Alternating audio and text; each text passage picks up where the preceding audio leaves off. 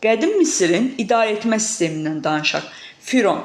Əvvəllər hökmdarın sarayı böyük ev mənasını verirdi. Sonralar hökmdarın özünü ifadə etməyə başladı. Fironu Günəş oğlu adlandırırdılar. Qeyri-məhdud hakimiyyətə malik idi, ordunun baş komandanı sayılırdı və qanunlar verirdi, qaydalar müəyyənləşdirirdi, canişin və məmurlar təyin edirdi, hakimiyyət irsən keçirdi, Tanrının yer üzərində təmsilçisi hesab olunurdu, şərəfinə piramidalar tikilirdi.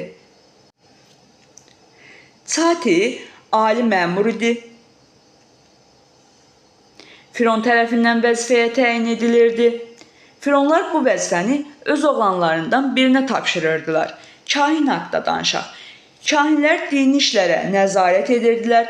Fironu yeryüzünün tanrısı Günəş oğlu adlandırır, Fironu ilahiləşdirərək ona sitayiş edirdilər. Misir cəmiyyətində önəmli yer tutan təbəqələrdən biri idi.